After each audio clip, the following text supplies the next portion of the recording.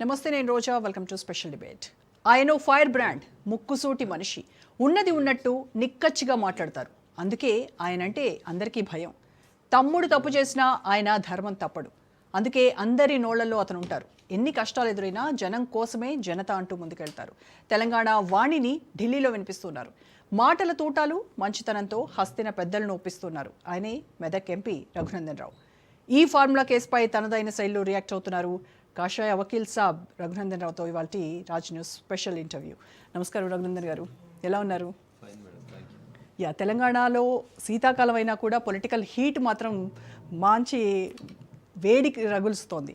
ఏం జరుగుతోందంటారు తెలంగాణ రాజకీయాల్లో? ఇప్పుడున్నటువంటి హాట్ టాపిక్ ఏదైనా ఉంది అంటే అది ఫార్ములా ఈ రేస్. ఈ కేసు ఏ మలుపు తీసుకుంటుంది, ఎలా చూస్తున్నారు?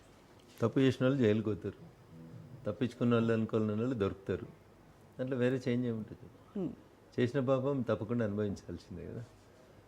లొట్ట పీస్ కేసులు, చిన్న కేసులు, పోయి యోగా చేసుకుంటాం, తర్వాత బాగా బయటకు వచ్చిన తర్వాత వాకింగ్ చేస్తాం, ఏదో చేస్తాం, అధికారంలోకి వస్తాం, జైలుకి పోయిన వాళ్ళు ఎంత ముఖ్యమంత్రి అయినారని సెంటిమెంట్లు, ఇట్లా రకరకాల ఆలోచనలతోటి మొదటి దశలో ఏది పడితే అది మాట్లాడినారు. అవును నేనే ఇచ్చిన, మంత్రికి ఇచ్చిన, బరాబర్ ఇచ్చిన, ఏం చేస్తారు అన్నోళ్ళు ఇలా మాట మార్చేమంటారు.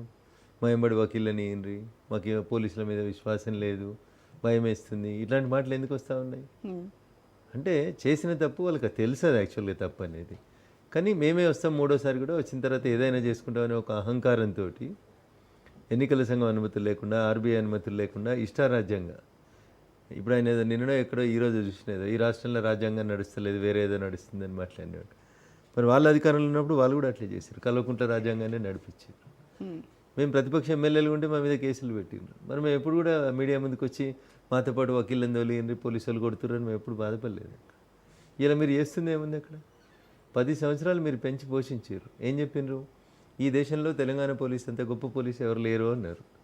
తెలంగాణ పోలీసులు చేసే ఇన్వెస్టిగేషన్ దేశానికి ఆదర్శము అన్నారు. భద్రత మాదే, బాధ్యత మాదే అని రింగ్ టోన్ కూడా ఇచ్చారు మీరే. ఇంకా మా పోలీసులు బాగా పనిచేస్తున్నారని 1200 కోట్లు పెట్టి కమాండ్ కంట్రోల్ కట్టిర్రు. తెలంగాణ పోలీసులు అసలు తెలంగాణలో 5 లక్షల సీసీటీవీలు ఉన్నాయి, దేశానికే తెలంగాణ పోలీసు ఆదర్శం అన్నారు.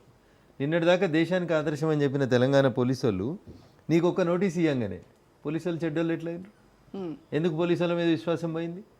ఎందుకు పోలీసు వాళ్ళ దగ్గర పోవడానికి అంత భయపడుతున్నావు? ఎందుకు గేట్ లోపలికి పోవడానికి అంత భయం ఎందుకు? మరి మేము ఏనాడు భయపడలే కదా. 10 ఏళ్ళ మీ పాలనలో కల్వకుంట్ల రాజ్యాంగం ఈ రాష్ట్రంలో అమల్లో ఉన్నప్పుడు నాలాంటి అనేక మంది మాట్లాడేటోళ్ళ మీద కేసులు పెట్టిరు కదా. పోయినాం కదా మేము పోలీస్ స్టేషన్లకి.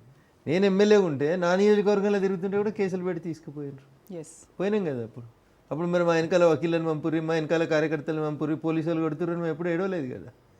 అంటే మీరు నిజాయితీగా పోలీసు వాళ్ళతో మీ పని చేయించలేదని మీరు ఏమైనా చెప్పదలుచుకున్నారా? అంటే అప్పుడు మీరు అధికారంలో ఉన్న 10 ఏళ్ళు మాలాంటి వాళ్ళ మీద తప్పుడు కేసులు పెట్టించినామని ఇలా కేటీఆర్ ఒప్పుకోదలుచుకున్నాడా? అప్పుడు 10 ఏళ్లలో మీరు చేసింది తప్పు అయితే ఇప్పుడు కాంగ్రెస్ వాళ్ళు చేసేది కూడా తప్పే అనుకోవాల్సి వస్తుంది. పోలీసు వాళ్ళని సాక్ష్యాలు ఆధారాలని కాకుండా వ్యక్తిగత అవసరాల కోసం ఒకవేళ అప్పుడు కల్వకుంట్ల రాజ్యాంగం వాడుకుంటే ఇప్పుడు ఇంకో రాజ్యాంగం వాడుకుంటుందేమో అని అనుకోవాల్సి వస్తుంది. అంతకుమించి కొత్తగా ఏముంటుంది? లేదు. కోర్టులో ఆర్గ్యుమెంట్ జరిగినప్పుడు రోజా గారు ఇంకో మాట చెప్పారు కేటీఆర్ గారు. ఆ రోజు ఆర్గ్యుమెంట్స్ అయిపోయినాక సాయంత్రం బయట మీడియాతో మాట్లాడుతూ మా అడ్వకేట్లు ఆర్గ్యుమెంట్ చేస్తుంటే గవర్నమెంట్ వకీళ్ళంతా తెల్లముఖం వేసిర్రు, తలకాయ కిందకి వేసుకురని మాట్లాడాడు. ఇలా మీ వకీలు అంత గొప్పగా ఆర్గ్యూ చేసిన తర్వాత మీరు కేసు ఓడిపోయినారు. కోర్టు కేసు కొట్టేసింది, క్వాష్ పిట్స్ అని కొట్టేసింది. అంటే మీ అడ్వకేట్లు ఇప్పుడు తలదించుకోవాలా? మీ అడ్వకేట్లు తలదించుకోవాలా లేదా నువ్వు మాట్లాడిన దానికి నువ్వు తలదించుకుంటావా? అందుకని ఈ కేసు మొదలైనప్పటి నుంచి కేటీఆర్ గారు ఎందుకో తొందరపడి మాట్లాడుతున్నారు, అవసరం లేని విషయాలు మాట్లాడుతూ ఉన్నారు. సింపుల్గా ఒక లైన్ చెప్తే అయిపోయేదానికి చట్టం ముందు అందరూ సమానమే అని చెప్తా వచ్చినావు కదా 10 ఏళ్ళ నుంచి.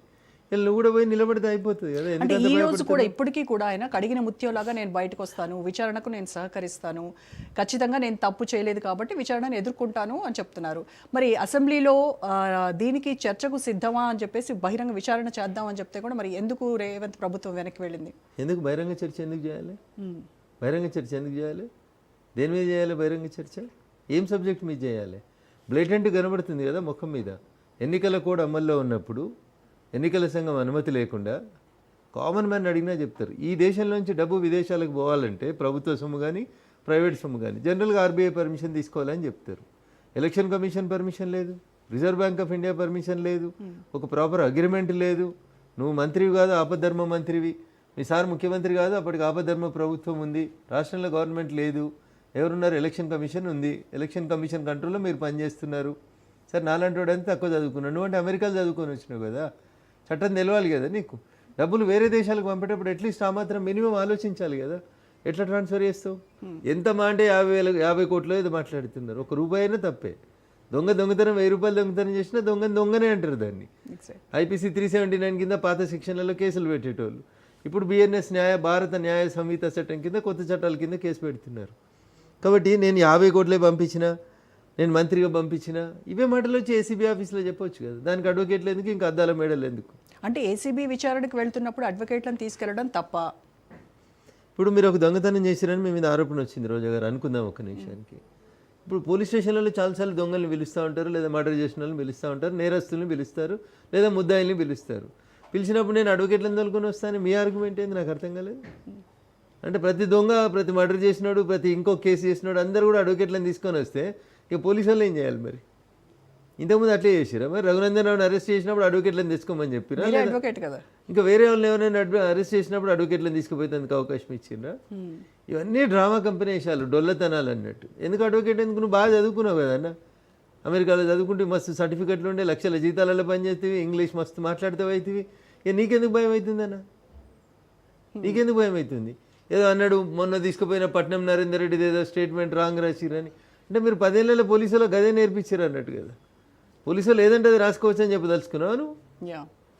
ఈ కేసులో మొదటి నుంచి కూడా కేటీఆర్ గారు అడుగులు తడబడతా ఉన్నాయి. Is not on one stand. పొద్దుకోటి మాట్లాడుతూ ఉన్నాడు, ఆగమాగం అయిపోతా ఉన్నాడు. అవుతూనే మళ్ళీ చెప్తున్నాడు, ఏముంది మా అంటే జైలుకి పోతా, యోగా చేస్తా, గట్టిగా చేస్తా, వాకింగ్ చేస్తా, చెయ్యి ఎవరొద్దన్నారు. ఇప్పుడు కూడా యోగా చేయి, ఇప్పుడు కూడా ఇంట్లో దేవుని పెట్టుకొని దండం పెట్టొద్దంటలేం కదా. రేపు జైలుకి పోయినాక అదే పని చేయాలి కదా. నువ్వు ఎట్లా దేవుని నమ్మవు కదా, ఆ దేవునికి దండం పెట్టుడు మొదలుపెట్టు, ఆరోగ్యానికి మంచిది అవుతుంది. ఇప్పుడు ఆ పార్టీ నేత హరీష్ కూడా నిన్న మాట్లాడుతూ ఇక్కడ మేమేమి డబ్బులు